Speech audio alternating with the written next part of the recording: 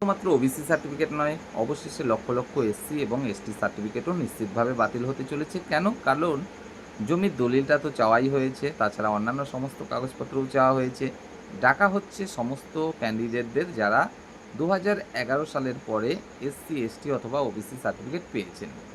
আমাদের অঞ্চলের সমস্ত ক্যান্ডিডেটকে ডাকা হয়েছে কবে? আগামী মাসের ৬ তারিখ এবং ৯ তারিখ, অর্থাৎ আগস্ট মাসের ৬ এবং ৯ তারিখে।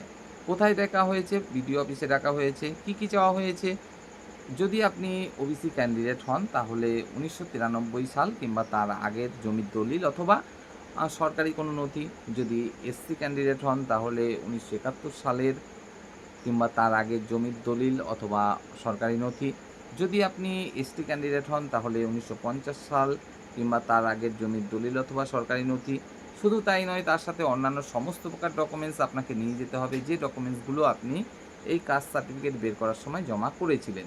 অবশ্যই জন্মের যে প্রমাণ, সেক্ষেত্রে যদি আপনি জন্ম সার্টিফিকেট দেখিয়ে থাকেন তাহলে সেটা নিতে হবে। আর যদি আপনি মাধ্যমিক পাস সার্টিফিকেট নিয়ে থাকেন তাহলে সেটা দেখাতে হবে। বংশপঞ্জির একটা গুরুত্বপূর্ণ ভূমিকা এখানে থাকছে। তো যাই হোক, বিষয়টা হচ্ছে এরকম, বর্তমান পশ্চিমবঙ্গ সরকার কিন্তু চাইছে না কোনো অবৈধ কাস্ট সার্টিফিকেট কেউ ব্যবহার করুক এবং তার মাধ্যমে সরকারি কোনো সুযোগ সুবিধায় অগ্রাধিকার পাক। তো অবশ্যই এটা একটা গুরুত্বপূর্ণ সিদ্ধান্ত পশ্চিমবঙ্গ সরকারের পক্ষ থেকে। আমরা বিগত দিনে কিন্তু বিভিন্ন জায়গায় এরকম প্রচুর উদাহরণ দেখেছি যেখানে একজন জেনারেল ক্যাটাগরির ক্যান্ডিডেট, তার হাতে রয়েছে এসটি সার্টিফিকেট এবং সেই এসটি সার্টিফিকেটের মাধ্যমে সে চাকরি পর্যন্ত করছে। এরকম ঘটনাও দেখেছি। শুধুমাত্র তাই নয়, এই এসআইআরে আমরা তো কত কিছুই দেখলাম।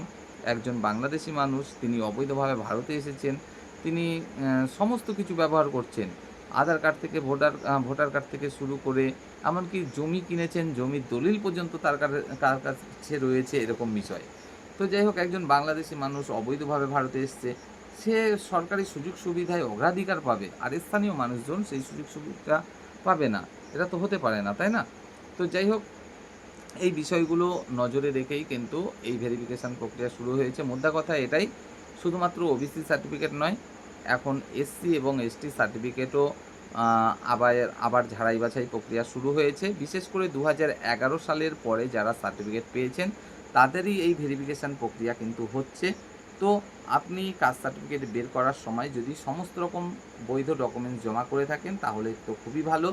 আর যদি কোনো রকম অবৈধ ডকুমেন্টস আপনি জমা করে এই অবৈধভাবে সার্টিফিকেট বের করে থাকেন তাহলে নিশ্চিতভাবে ধরে নিন আপনার সার্টিফিকেট এবার কিন্তু বাতিল হতে চলেছে। তো দেখা যাক এবার যে শেষ পর্যন্ত কত লক্ষ ওবিসি, এসসি এবং এসটি সার্টিফিকেট বাতিল হয়।